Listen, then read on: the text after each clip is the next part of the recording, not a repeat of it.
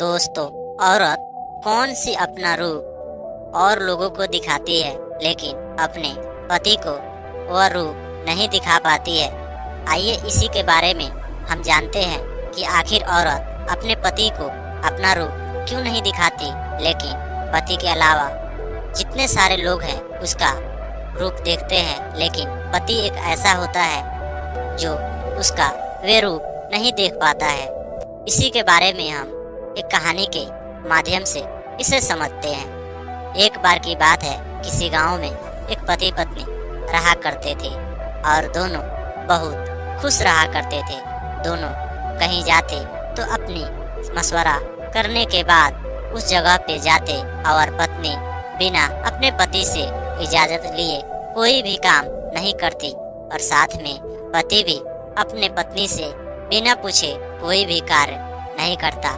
ऐसे में उन दोनों की जिंदगी बहुत अच्छे से कट रही थी, लेकिन उनके जिंदगी में एक बात की दुख थी। वह दुख ये थी कि उनके जीवन में कोई भी संतान की प्राप्ति नहीं हुई थी और साथ में उनके विवाह का बहुत वर्ष बीत चुकी थी, जिससे दोनों बहुत ज्यादा चिंतित थे। उन्हें लग रहा था कि आखिर हमारे जिंदगी में संतान की प्राप्ति क्यों नहीं है। आखिर हम लोग भगवान के घर में ऐसा कौन सा गलत कार्य किए हैं जिसकी वजह से हमें संतान की प्राप्ति नहीं हुई है। एक दिन की बात है, वे लोग अपने घर में जब सोने गए थे तो उनके घरों में बहुत ज्यादा गर्मी हो रही थी और साथ में हवाएं भी नहीं बह रही थी, जिसकी वजह से उन्होंने ये फैसला किया कि आज हम लोग अपने घर के बाहर आंगन में सोया करेंगे, क्योंकि गर्मी बहुत ज्यादा सख्त है और साथ में हवाएं भी नहीं बह रही है, जिससे हमें बहुत ज्यादा गर्मी महसूस हो रही है। दोनों पति पत्नी ने यह विचार करने के बाद उन्होंने आंगन में आकर वहां पे एक चटाई बिछाई और वहीं पे उन्होंने विश्राम करना शुरू कर दिए और वे विश्राम करने लगे। और विश्राम करते करते उनके पति की नींद आ गई, लेकिन पत्नी अभी तक सोई नहीं थी। तभी उसने देखा कि उसके आंगन से एक पेड़ दिखाई दे रहा है जो उसी के जमीन में था और घर के बगल में वह एक पेड़ था। उसी पेड़ पे चिड़िया वो अपने बच्चों के साथ और साथ में अपने पति के साथ दोनों प्यार मोहब्बत से घुल मिल रहे हैं और पति भी अपने बच्चों को बहुत ज्यादा प्यार कर रहा है और साथ में चिड़िया अपने बच्चों को भी प्यार कर रही है, जिसे देखकर यह पत्नी भावुक हो गई। यह सोचने लगी कि चिड़िया लोगों में कितनी अच्छी रिश्ता है और रिश्ते की वजह से चिड़िया और उसका पति दोनों अपने बच्चों से कितना मोहब्बत कर रहे हैं। अगर हमारे जीवन में भी अगर कोई संतान की प्राप्ति होती तो हम लोग भी अपने संतान के साथ ऐसे ही हम लोग प्यार मोहब्बत से रहते, लेकिन भगवान ने हमारे जीवन में संतान की प्राप्ति ही नहीं दी। लेकिन वह चिड़िया की तरफ ही देख रही थी और देखते देखते उसके नींद भी नहीं आ रही थी, क्योंकि उसे लग रहा था कि कितनी प्यारी चिड़िया है और साथ में उनके बच्चे भी बहुत ज्यादा प्यारे थे। पत्नी एक ताब से उसी पेड़ के तरफ देख रही थी। तभी पति का नींद खुला और कहने लगा कि अभी तक आप सोई नहीं हो। तभी वह पति से बताने लगी कि देखिए, उस चिड़िया के पति पत्नी में कितना व्यवहार है और साथ में चिड़िया लोग अपने बच्चों से कैसे प्यार कर रहे हैं। आखिर तो हम मनुष्य हैं, मनुष्य में कितना ज्यादा प्यार मोहब्बत होता है, उस चिड़िया से भी हम सीख सकते हैं। तभी उसका पति कहने लगा कि नहीं, तुम्हें मायूस होने की जरूरत नहीं है, तुम सो जाओ, भगवान हमारे एक न एक दिन संतान की प्राप्ति अवश्य देंगे। लेकिन वह पत्नी सोई नहीं, अभी तक उसी चिड़िया की तरफ देख रही थी और बार बार चिड़िया और उसका पति बच्चों से बहुत ज्यादा प्यार कर रहे थे।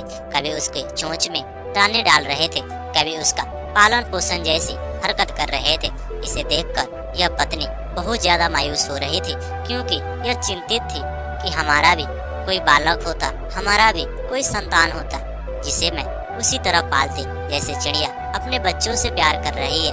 तभी अचानक गर्मी का मौसम था, अचानक हवाएं तेज चलने लगी, जिससे गर्म प्रदेशों में राहत मिलने लगी। साथ में गांव वाले बहुत ज्यादा गर्म के मारे तंग आए थे, उन्हें भी राहत मिलने लगी और वे लोग धीरे धीरे अपने घरों में प्रवेश कर गए। लेकिन इन्हें लगा कि हम तो अपने आंगन में ही सोए हैं हमें तो अपने घरों में जाने की आवश्यकता नहीं है, क्योंकि ठंडी हवाएं चल रही थी और लग रहा था कि हमें बहुत अच्छा महसूस हो रहा है। लेकिन पत्नी को अभी भी नींद नहीं आ रहा था। हवाओं को इतना बड़ा तेज झोंका आया कि पेड़ से उसका पति नीचे गिर गया और पेड़ से पति को गिरते देख चिड़िया तुरंत नीचे आई।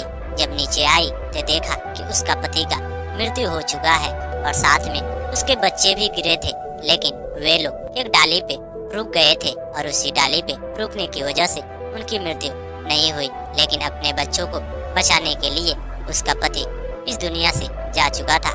लेकिन अपने पति के गम में चिड़िया बार बार उसी के चोंच में चोंच लगा रही थी और उससे लिपट के बहुत ज्यादा रो रही थी।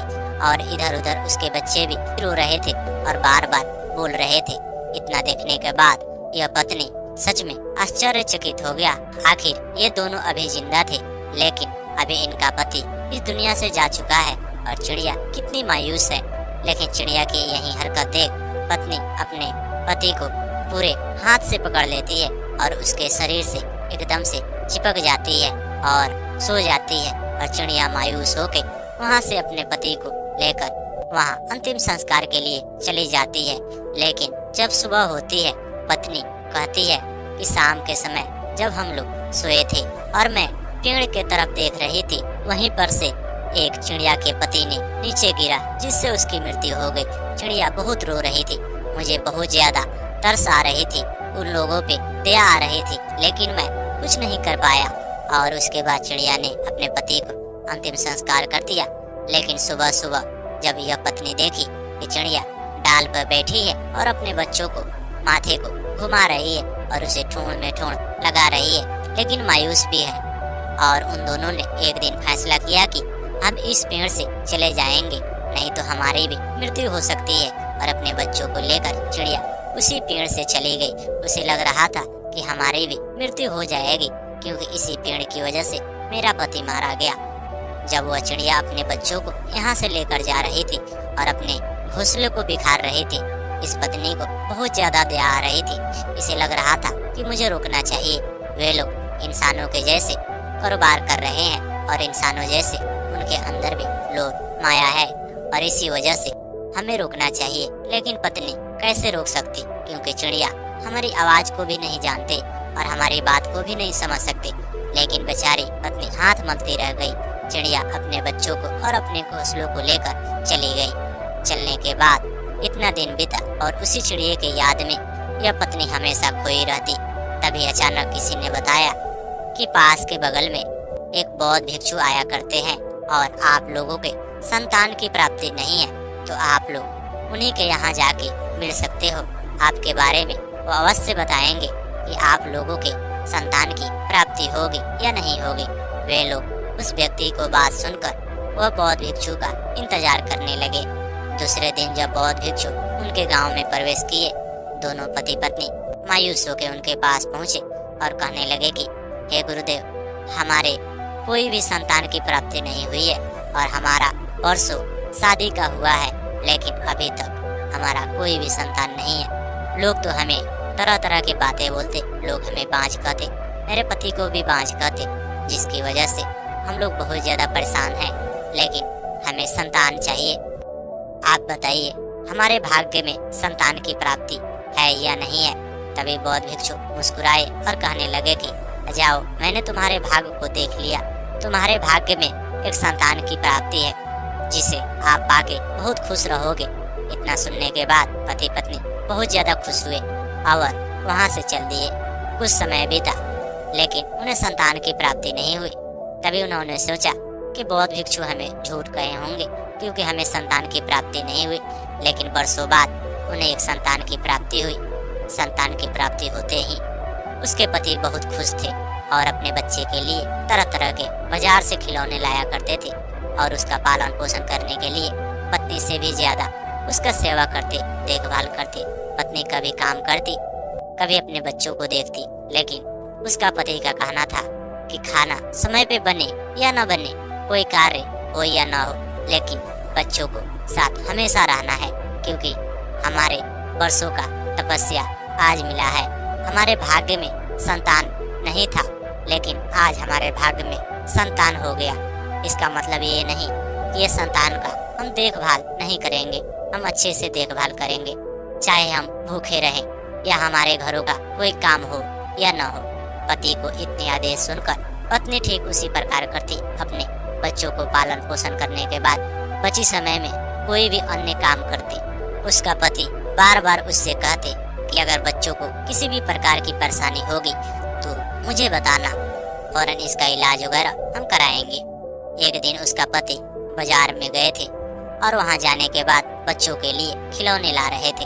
तभी अचानक संदेश आती है कि उनकी मृत्यु हो गई है, क्योंकि गाड़ी के टक्कर की वजह से उनकी मृत्यु हो गई है। जब पत्नी देखती है कि पति की मृत्यु हो गई है, उनके शरीर से लिपट कर रोने लगती है। लेकिन क्या कर सकती, जो नियति का होना है वे तो हो चुका है।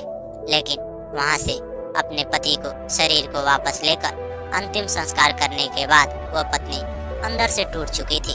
उसे लग रहा था कि आखिर हमारे जीवन में ऐसा कैसे हो सकता है। तभी रात के समय वह सोई थी, तभी सपने में देखती है कि चिड़िया कह रही है कि मेरे साथ जैसा हुआ तेरे साथ भी हो गया, लेकिन चिंता करने की बात नहीं है। मैंने अपने आप को संभाला और मैंने वहां से अपना घोंसला ही बिखार लिया, जिसकी वजह से मैं अब जहाँ भी हूँ सही हूँ और अच्छे से भी हूँ। लेकिन जब उसकी नींद खुलती है, पत्नी इधर उधर देखती है, लेकिन उसे कहीं भी कुछ दिखाई नहीं देती है। उसे लग रहा था कि चिड़िया ऐसे ही अपने बारे में बात बता रही होगी, लेकिन उस पत्नी को समझ में आती है हो सकता है कि हम जहाँ पे रह रहे हैं वहाँ की धरती ही खराब हो, उसमें ही कमी हो, जिसकी वजह से हमारी पति का मृत्यु हो गई। उसके बाद वह पत्नी वहाँ से अपने बच्चों को ले जाने की तैयारी करने लगी। तभी उसके गांव वाले ने कहा कि नहीं, तुम यहाँ से नहीं जा सकती, क्योंकि कहीं भी जाओगी जो नियति में होना है वे तो हो के रहेगा। लेकिन पत्नी को लाख समझाने के बावजूद भी पत्नी नहीं मानी और अपने बेटे को लेकर दूसरे गांव में जाके बस गई और वहां पे अपना जीवन व्यतीत करने लगी।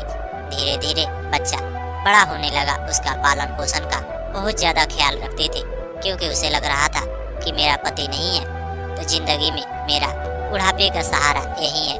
क्योंकि पति न होने के बाद अगर पुत्र आपका देखभाल न करे तो इस दुनिया में कोई भी आपका देखभाल अच्छे से नहीं कर सकता। और इतना सोचने के बाद वो अपने बच्चों से हमेशा प्यार मोहब्बत करती।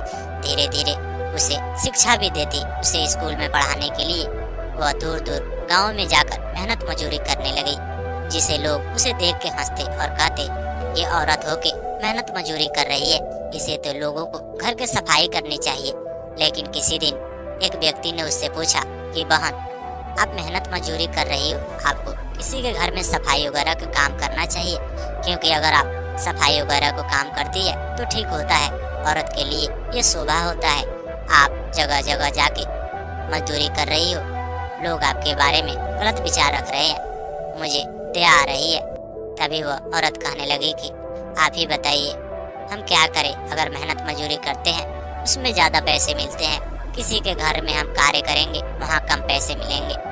अगर लोग हंसेंगे तो हमें खाना तो नहीं दे सकते, क्योंकि मैं बहुत गरीब हूँ और अपने बच्चों को स्कूल में पढ़ाती हूँ, जिसकी वजह से वहाँ भी पैसे लगते हैं।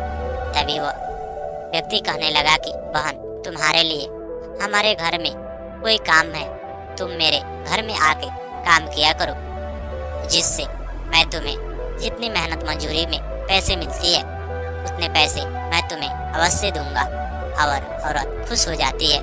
उसे अपना भाई मानकर अपने भाई के यहाँ कार्य करने लगती है। उसका पत्नी उससे नाराज हो जाती है। उसे लगता है कि मेरा पति गैर औरतों को अपने घर में लाके काम वगैरह करा रहे हैं, जिससे हमारे ऊपर से उनकी नज़र बदल जाएगी। क्योंकि औरतों को ऐसे ही लगता है कि पुरुष अच्छे नहीं होते और पुरुषों का दिमाग हमेशा बदलता रहता है। एक दिन वो औरत काम करने आई, तभी उस व्यक्ति के पत्नी ने कहा कि देखिए बहन, आज से आप मेरे घर में कार्य करने मत आइएगा, क्योंकि मैं आज से खुद अपना कार्य को कर लूंगी। क्योंकि मैं पहले से बीमार थी और बीमारी की वजह से मेरे पति ने सोचा कि मैं किसी को अपने घर पे साफ सफाई करने के लिए रख लूं। लेकिन अब तो मैं बिल्कुल ठीक हो चुका हूँ, इसलिए आप आज से आना बंद कर दें और साथ में आपकी जो भी पैसे हुई है मैं आज ही तुम्हें दे देती हूँ। और उसने उस औरत को कमाई पैसे को लाकर दे देती है और औरत मायूस होकर वहाँ से चली जाती है और सोचने लगती है कि अब तो मेहनत मजदूरी का भी रास्ता बंद हो गया, क्योंकि जहाँ पे मैं मेहनत मजदूरी करती थी वहाँ पे कोई और भी व्यक्ति कार्य कर रहे हैं या और भी लोग कार्य कर रहे हैं, जिससे वहाँ का मालिक अब मुझे काम पे नहीं रखेगा। लेकिन अपने बच्चों को स्कूल का पैसे देने के लिए, उसका पालन पोषण करने के लिए वे तो कुछ न कुछ कार्य करना चाहते थे, लेकिन वह कार्य उसे नहीं मिल रही थी। तभी शाम के समय उसका पति घर वापस आता है और कहता है आज बहन दिखाई नहीं दे रही है। तभी उसका पत्नी कहती है ये बहन छोड़ के चली गई है। उसने कहा कि मैं आप लोगों को घर में सर सफाई नहीं करूंगी, क्योंकि मैं जहाँ पे मेहनत मजदूरी करती हूँ वहीं पे मैं अच्छे से काम करती हूँ, वहीं पे काम करके मैं खुश महसूस करती हूँ। इसी वजह से मैं यहाँ से जा रही हूँ, आप मेरे पैसे दे दो। जिसकी वजह से मैं उसके सारे पैसे दे दिया और उसने कहा कि आज से मैं दोबारा इस घर में कभी भी वापस नहीं आऊंगी। तभी वह पति सोचने लगा कि पता ना उस औरत को क्या हुआ, मैंने तो उसे सही मार्ग दिखाया। मेहनत मजदूरी का कार्य छोड़ के मैं एक छोटा सा कार्य दिया था जिसमें उसे भी पैसे मिल रहे थे और जितना मेहनत मजदूरी में पैसे मिलते थे उतना भी मिल रहे थे, लेकिन अचानक कैसे छोड़ गई। लेकिन वो पति कहने लगा कि अपनी पत्नी से जाने दो, कोई बात नहीं, कल से हम दूसरे लोगों को अपने घर में वापस रख लेंगे। तभी पत्नी कहने लगी कि ठीक है, दूसरे लोगों को रख लेना, लेकिन औरत नहीं चाहिए, मर्द चाहिए, क्योंकि औरत लोग अच्छे से काम नहीं करती है और हमेशा गंदगी फैलाती है, अपने बच्चों को अपने साथ लाती है, जिसकी वजह से हमेशा घरों में गंदगी भरी रहती है। तभी उसका पति कहने लगा कि अगर औरत नहीं मिले तो मर्द को रखने से भी नुकसान होता है, क्योंकि मर्द लोग अच्छे से भी घर का सर सफाई नहीं करते। तभी उसकी पत्नी कहने लगती है नहीं, मर्द को रखना ठीक है, क्योंकि अपने साथ वे लोग बच्चे को भी नहीं लाते हैं, जिससे हमारे घरों की सर सफाई करने में कोई भी दुविधा नहीं आएगी। अपनी पत्नी को बात समझकर पति कहने लगा कि ठीक है, मैं सुबह जाके कुछ एक नौकर को अपने घर में वापस लाता हूँ। पति सुबह होते ही वह किसी अनजान व्यक्ति को ढूंढ रहा था जिसे वो कभी जानता ही नहीं था। तभी अचानक यह औरत उसे दिखाई दी। फिर वह व्यक्ति कहने लगा कि बहन आप कैसी हो? तभी वो कहने लगी कि बिल्कुल ठीक हूँ, लेकिन आप कैसे हैं? तभी वह व्यक्ति कहने लगा कि मैं भी बिल्कुल ठीक हूँ, लेकिन आपने मेरे घर का सर सफाई का काम छोड़ दिया। आखिर बात क्या है? अगर तुम्हें पैसे की कमी होती तो तुम मेरे से कहती, मैं तुम्हें कुछ पैसे दे देता, जिससे तुम्हारे बच्चे स्कूल में अच्छे से और पढ़ सकता, तुम्हारे घर का खर्च भी चल सकती। लेकिन तुमने मेरे पत्नी से मना कर दिया और कहा कि मैं आज से इस घर में कार्य करने नहीं आऊँगा। मैं जहाँ पे कार्य कर रहा था वहीं पे मैं बिल्कुल अच्छी हूँ, इसलिए मेरे पत्नी ने आपको कुछ पैसे दे दिया जितने आपकी पैसे थे। लेकिन बात क्या है? तभी वो औरत रोने लगती है और कहती है भैया मैंने ये सब कुछ नहीं किया, आपके पत्नी ने मुझे ही मना कर दिया और कहा कि आज से आप मेरे घर में कभी भी प्रवेश मत करना। मैं पहले बीमार थी, जिसकी वजह से मेरा पति हमेशा नौकर ढूंढते हैं और नौकर ढूंढने के लिए आपको मेरे घर में लाए थे। और लाने के बाद आप सर सफाई के काम कर रही थी, बहुत अच्छी है, लेकिन मैं बिल्कुल ठीक हो चुकी हूँ। ठीक होने के कारण मैं चाहती हूँ कि मैं आज से अपने घर की सर सफाई करूँ और आप अपने पैसे लेकर चले जाएं। दोबारा इस घर में आने की कोशिश मत करना। मैं वहाँ से मायूस होकर अपने यहाँ आ गई, लेकिन अभी खाली घूम रही हूँ क्योंकि मेरे पास कुछ भी नहीं है। और कल सुबह मैंने खाना भी नहीं खाया क्योंकि मेरे पास अन्न के दाने कम थे। मैंने अपने बच्चों के लिए वह अन्न के दाने बनाए, वह खाना खा के स्कूल में गया है, लेकिन मैं भूखी हूँ। इतना सुनने के बाद वह व्यक्ति को बहुत ज्यादा दया आ जाता है और कहता है बहन आज से मैं तो आपको बहन ही मान लिया हूँ। अब अपनी बहन को कोई भाई कैसे भूखा देख सकता है? उसे ले जाके एक ढाबे में खाना खिलाता है। खिलाने के बाद कहता है तुम मेरे घर में हमेशा सर सफाई करोगे, जिसकी वजह से पत्नी कहती है ठीक है। और कल सुबह उसे फिर वापस बुलाता है। जब पत्नी उसे देखती है कि फिर से ये औरत हमारे घर में प्रवेश कर रही है, उसे बहुत बुरा लगता है। वह सोचती है कि मैं इसे कभी भी यहाँ से भगा के रहूंगी, क्योंकि एक न एक दिन मेरे पति को ये अपने हाथ में कर लेगी, अपने कब्जे में कर लेगी, जिससे मैं बर्बाद हो जाऊंगी। लेकिन यही भावना रखते हुए वह पत्नी हमेशा उस पे नजर बनाए रखती है। लेकिन वह औरत वैसे औरत नहीं थी। वे तो उस पति को अपने भाई मान रखी थी और हमेशा उसे सर सफाई के काम करती। लेकिन एक दिन उस पत्नी की नजर बिगड़ जाती है और वे उस औरत पे नजर बनाए रखने के लिए एक कमरे में छिप जाती है और कुछ पैसे उसके सामने रख देती है। जब वो औरत सर सफाई करने के लिए उस कमरे में प्रवेश करी तो देखी बहुत सारे पैसे हैं, लेकिन सफाई करने के बाद वापस आ गई। लेकिन औरत को लगा कि यह औरत बहुत ईमानदार है, इसे कैसे मैं भगाऊं।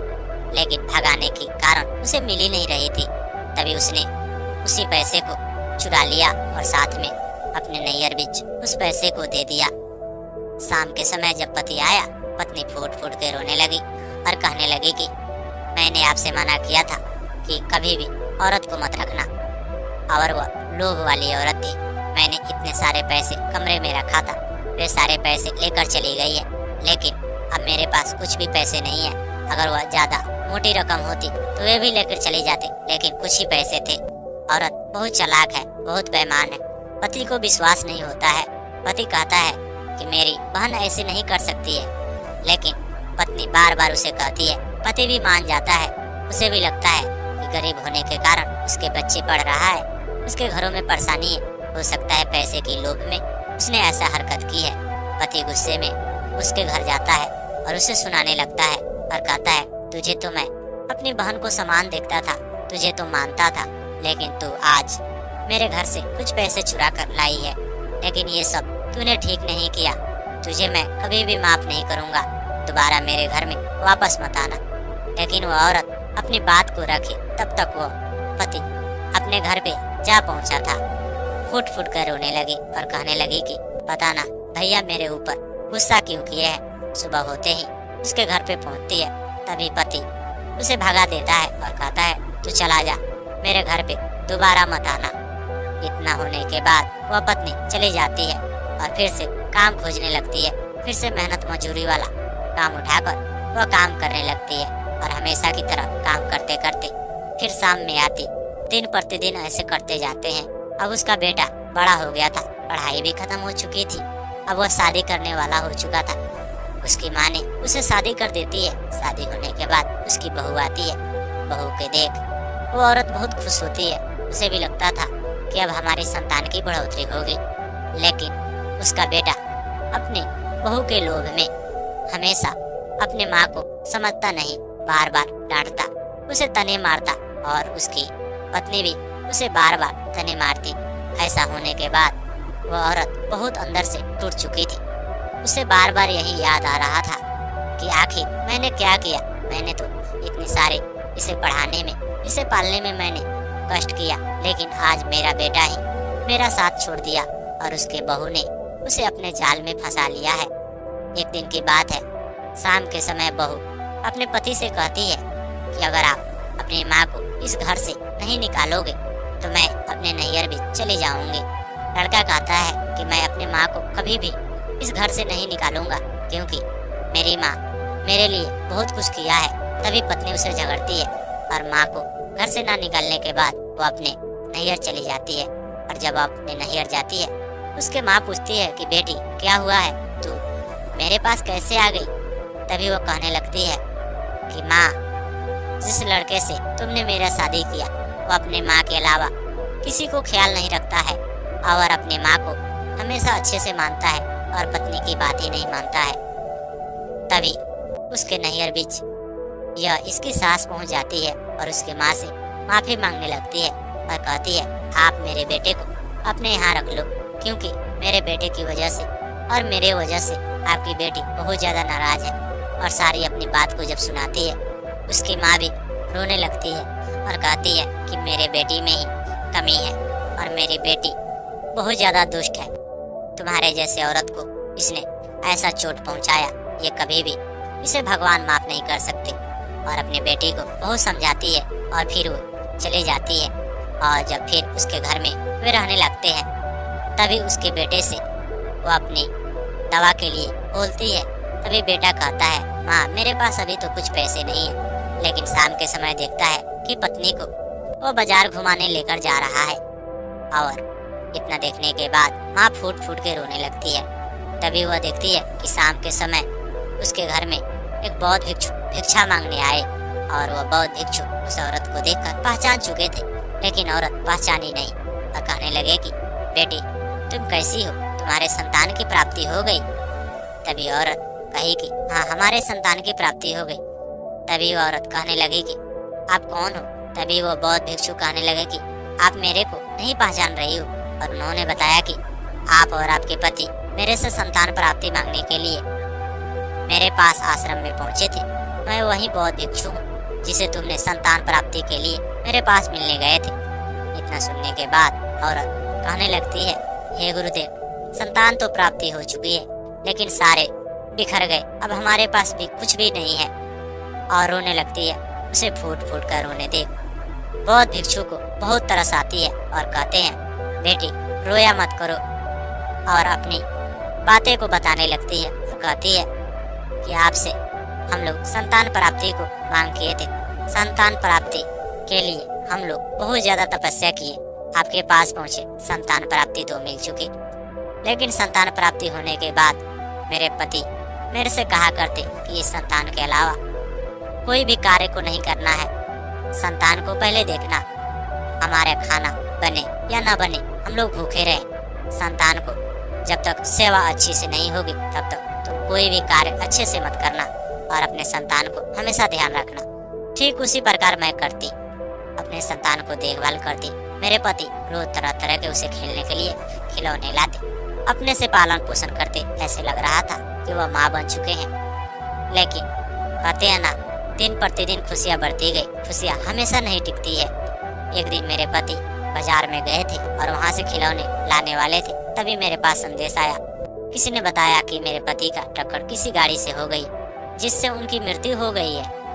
जब मैंने ये खबर सुनी मैं अंदर से टूट चुकी थी और उनके शरीर के पास जाके मैं लिपट लिपट के रो रही थी और मैं इतना रोई कि मैं अपना हालात खराब कर चुकी थी। उनका अंतिम संस्कार करने के बाद मैंने उस गांव को ही छोड़ दिया, क्योंकि मैंने गर्मी के समय में आंगन में सोई थी। तभी मेरे घर के बगल में एक पेड़ है, उसी पेड़ पे एक चिड़िया पति पत्नी के रूप में रहा करते थे। उनके बच्चे भी थे। वे लोग अपने बच्चे से बहुत ज्यादा प्यार मोहब्बत करते थे। आंधी के झोंकों ने उस घोंसले को बिखार दिया, जिससे उसकी पति ने नीचे गिरा और बच्चों लोग डाली पर रुक गए और पत्नी भी बच गई। लेकिन उसका पति का मृत्यु हो गया। पति के मृत्यु होने के बाद चिड़िया ने उस पेड़ से अपना घोंसला ही बिखार लिया, जिसकी वजह से वह चिड़िया यहाँ से चली गई। और उसके बाद जब मेरा पति का अंतिम संस्कार हुआ, जब मैंने सोई थी, तभी मैंने देखा कि चिड़िया मुझसे ऐसे ही कह रही है, मेरे साथ जो भी हुआ तेरे साथ भी हो गया, लेकिन मैंने अपना घोंसला ही वहाँ से अलग ही बसा लिया, तू भी अपना घर वहाँ से बसा ले। और मैंने ठीक उसी प्रकार किया। मैंने अपने गांव को छोड़कर दूसरे गांव में आकर अपना कार्य करने लगी। दिन प्रतिदिन मेहनत मजदूरी करने लगी और मैं अपने बच्चों को पढ़ाने लगी। बच्चे बड़े होने लगे। एक दिन मेरे भाई जैसे एक व्यक्ति मिले और अपने घर में उन्होंने सर सफाई का काम देने लगे, जिससे उनकी पत्नी जलने लगी। मुझे वहाँ से भगा दी। भगाने के बाद जब पति शाम को आए, पति ने पूछा कि मेरी बहन कहाँ है। तभी पत्नी कहने लगी कि आपकी बहन यहाँ से छोड़ के चली गई है, क्योंकि वह कहना चाहती है कि हम आपके घरों में कभी भी काम नहीं करेंगे। और मैं जहाँ पे मेहनत मजदूरी करती थी वहीं पे मैं बिल्कुल ठीक थी, इसी वजह से मैं यहाँ से जा रही हूँ। लेकिन जब पति ने मेरे से मिला और पूछा कि आपने यहाँ से कैसे छोड़ दिया, मैंने उसे कहा कि आपकी पत्नी ऐसे ही मेरे से ये बात कही है, मैंने यहाँ से नहीं छोड़ी है। तभी पति ने मेरे को अपने घर पे दोबारा वापस लेकर गया और वापस लेने के बाद जब उसकी पत्नी ने देखी, फिर से उसे झगड़ने लगी। वो कहने लगी कि औरत अच्छी नहीं होती है, कभी मर्दों को अपने जाल में फंसा लेगी। उसने मेरे को भगाने के लिए अपने दिमाग में कुछ तरकीब सोचने लगी। एक दिन उसने अपने कमरे में पैसे रखी और पैसे रखकर दूसरे कमरे में छिप गई और मैं उसी कमरे में सफाई करने गई। मैंने पैसे देखी, लेकिन मैंने वहाँ से पैसे नहीं उठाए और पैसे उसने ही उठा लिया और अपने पति से उसने आके कह दी इसके बाद पति ने मेरे ऊपर बहुत गुस्सा किया और मेरे घर पे आके बोला। दोबारा मैंने उसके घर पे काम करने के लिए गई। पति ने ही मेरे को वहाँ से भगा दिया, जो मेरे को हमेशा एक बहन जैसे मानता था। और इतनी सारी घटनाओं को देखते ही मैंने अपने बच्चों को पालन पोषण किया, लेकिन आज भी मेरा बच्चा मेरा सेवक नहीं बन रहा है। मेरा बहू मेरी बात नहीं मानती है। तभी बौद्ध भिक्षु कहने लगेगी, बेटी चिंता मत करो, कर्मों को फल सबको मिलता है। और इतना होने के बाद वो औरत कहने लगी कि मैं जब विधवा थी तो मेरा रूप पूरा दुनिया ने देखा, लेकिन मेरा पति नहीं देखे। मैं किस हालात में थी, अगर मेरा रूप पति देख लेते हो सकता उन्हें भी तरस आ जाती। इस दुनिया में यही होता है कि औरत के सारे रूप पति देखते हैं, लेकिन एक ऐसा रूप जो पति भी नहीं देख सकते, सिर्फ लोग देखते हैं, वे रूप है औरत का विधवा रूप। इतना होने के बाद वो औरत फूट फूट कर रोने लगी और साथ में बौद्ध भिक्षु उसे चुप कराए और कहने लगे कि तुम्हारे बेटे ने जो भी किया और तुम्हारे बहू ने जो भी तुम्हारे साथ कर रहे हैं वे ठीक नहीं कर रहे हैं। उन्हें तो इन सारे कर्मों का फल उन्हें अवश्य भोगना होगा। इतना होने के बाद उनके बहू और बेटे घर के वापस आए। तभी बौद्ध भिक्षु को देखकर उन्होंने नमस्कार किए। बौद्ध भिक्षु उन्हें बहुत समझाए। समझाने के बाद वे लोग समझ चुके थे और कह रहे थे कि ठीक है, और कह रहे थे कि हम दोबारा वैसे गलती नहीं करेंगे। लेकिन उसकी बहू अभी भी बाज नहीं आई और बार बार उसे परेशान कर रही थी। लेकिन बेटे ने कहा कि मैं तुझे छोड़ सकता हूँ, लेकिन मैं अपनी माँ को नहीं छोड़ सकता हूँ। इतना सुनने के बाद पत्नी भी काबू में आ गई और वो लड़का कहने लगा कि माँ, मुझसे बहुत सारी गलती हो गई है, मुझे माफ़ कर दो। दोबारा ये सारी गलती कभी भी मुझसे नहीं होगी। माँ ने जब बेटे को ये सब बात सुनी वह खुश हो गई और कहने लगी कि बेटी ऐसी बात नहीं है, मैं तो कभी भी तुझसे नाराज नहीं थी, नहीं तेरे बहू से। और दोनों बहू और बेटे को एक साथ हाथ मिलाई और कहने लगी कि आप लोग दोबारा कभी भी मेरे को परेशान मत करना। अगर मुझसे परेशानी होती है तो तुम लोग मुझसे कहना, मैं इस घर से वापस चली जाऊंगी। इतना सुनने के बाद उसकी बहू और पत्नी भी फुट फुट के रोने लगे और बहू कहने लगी कि मुझसे गलती हो गई माँ जी, मुझे माफ़ कर दो। और उस दिन से उसकी बहू और उसके लड़के साथ में रहने लगे। कभी भी उसको माँ को वह बहू बुरा भला नहीं कहा, जिससे उनकी जिंदगी फिर से अच्छी तरह से बीतने लगी।